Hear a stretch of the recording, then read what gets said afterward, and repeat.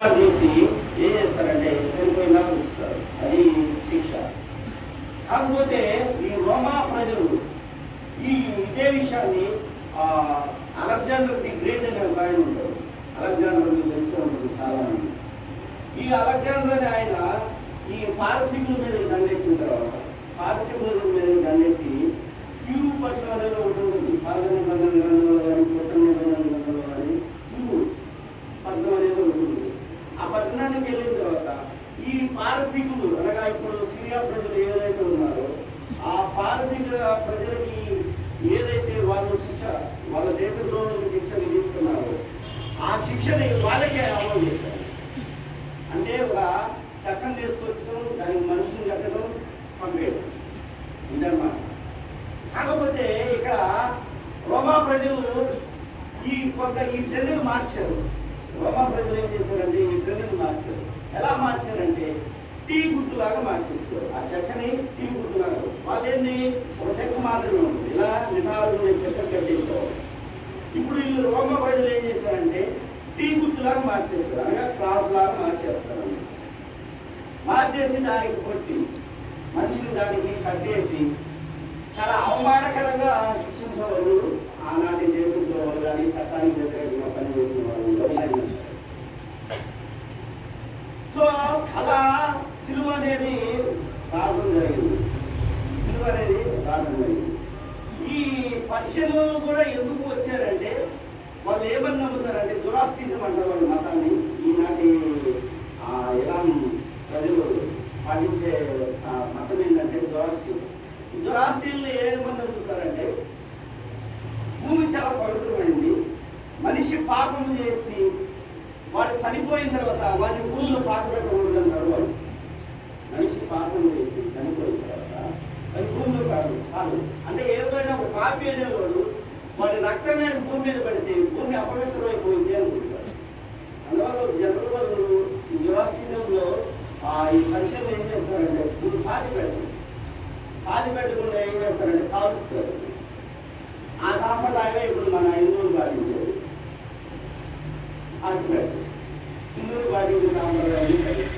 ఇప్పుడు కాన్సెప్ట్ ఏంటి? క్రీస్తు ప్రభువు గారు ఏం చెప్తున్నారు?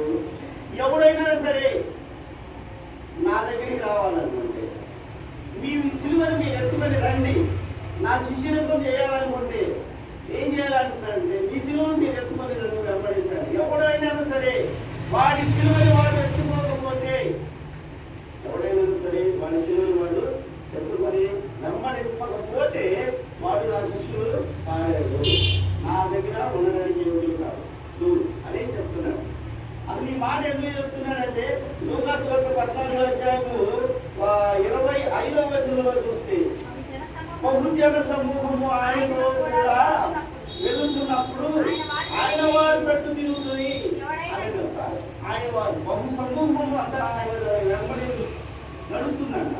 నడుస్తున్నప్పుడు వాళ్ళ ఉద్దేశం ఏంది అంటే మనకు ఒక రాజు వచ్చాడు. ఆ రాజు ఈ రోమా సామ్రాజ్యపు అధినేత యొక్క పొరల నుంచి మనల్ని విడిపించి ఆయన రాజ్యంలో మనకి శాంతిని నెమ్మదిని కలుగుతారని వాళ్ళ ఆశ. యేసుక్రీస్తుని వాళ్ళు ఒక రాజుగా భావించుకొని నడుస్తున్నారు. యేసుక్రీస్తుని వారు ఒక రాజుగా భావించుకొని నడుస్తున్నారు. క్రీస్తుకి అర్థమైంది వీళ్ళు నేను ఎక్కడికి వెళ్తే అక్కడికి రాగలరు అని అనుకుంటున్నారు అని అర్థమైంది క్రీస్తుకి. యేసుక్రీస్తు ప్రభు వారికి అర్థమైంది.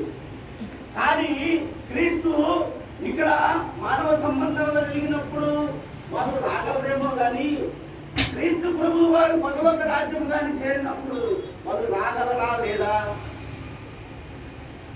అనేది అర్థం చేసుకోవాలి. అంటే క్రీస్తు ప్రభువు వారు ఒకవేళ పరలోక రాజ్యంలో కానీ ఉంటే, ఆత్మీయ సంబంధమైన రాజ్యంలో కానీ ఉంటే వాళ్ళు కూడా మేము అక్కడికి వెళ్తాము. ఈయన ఎక్కడ ఉంటే మేము కూడా అక్కడికి వెళ్తాము. ఈయన్ని వెంబడిస్తే చాలు, ఈయన్ని వెంబడిస్తే చాలు, మేము ఎక్కడికైనా వెళ్ళగలము, ఏ రాజ్యంలోకైనా వెళ్ళగలము అని వాళ్ళకి ఒక మనసులో ఆలోచన అయితే ఉంది. వాళ్ళ ఆలోచనలు యేసుక్రీస్తు ప్రభువు వారు ఏం చేశారంటే పసిగట్టారు. యేసుక్రీస్తు ప్రభువు వారు ఏం చేశారంటే పసిగట్టి అక్కడ చెప్తున్న మాట 14వ అధ్యాయము 25వ వచనంలో బహు సమూహములు ఆయనతో కూడా వెలుచున్నప్పుడు ఆయన వారి ప్రకృతిని ఎవడైనాను నా యొద్దకు వచ్చి తన తండ్రిని తన తల్లిని భార్యలను పిల్లలను అన్నదమ్ములను అక్క చెల్లెండ్రులను తన ప్రాణముతో సహా ద్వేషింపకుంటే వారు నా శిష్యుడు. అదేంటయా? జన్మనిచ్చిన తల్లిదండ్రులు ఉండొచ్చా? జన్మనిచ్చిన నువ్వు నీ పుట్టిన కొడుకుని ద్వేషించాలా అంటే యేసుక్రీస్తు ప్రభువు వారు ఆ ఉద్దేశంలో చెప్తున్నారు. ఆత్మీయంగా చెప్తున్నాడు. ఒకవేళ నీ తండ్రి నువ్వు ప్రభు దగ్గరికి రావాలనుకుంటే నీ తండ్రి నీకు అడ్డుపడుతుంటే ప్రయారిటీ ఫస్ట్ ఎవరికి ఇవ్వాలంటే దేవునికి ఇవ్వండి. దేవునికి ఇవ్వండి. నీ నీ ఫస్ట్ ప్రయారిటీ ఎవరికి ఇవ్వాలంటే దేవునికి ఇవ్వాలి.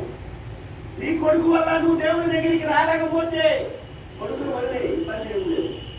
ఆత్మీయంగా నువ్వు దక్కాలనుకుంటే నీ సమస్తములో నీకు కలిగిన సమస్తములో ఫస్ట్ నీకు ఎవరు కావాలంటే నువ్వు ఇవ్వాల్సింది ఎవరికంటే దేవుడికి మాత్రమే ప్రయారిటీ ఇవ్వాలి. ప్రాముఖ్యత అనేది దేవుడికి మాత్రమే ఇవ్వండి. వాళ్ళందరూ నీకు అడ్డు కలుగుతుంటే ఒక తల్లి కానీ తండ్రి కానీ నీకు అడ్డు కలుగుతుంటే వాళ్ళని వదిలిపెట్టడానికి కూడా సంకోచించవద్దు అని కూడా చెప్తున్నాడు. అంటే ఇవన్నీ నీకు రేపు రోజున పరలోక రాజ్యానికి ప్రవేశించాలంటే వీళ్ళు నీకు అడ్డుగా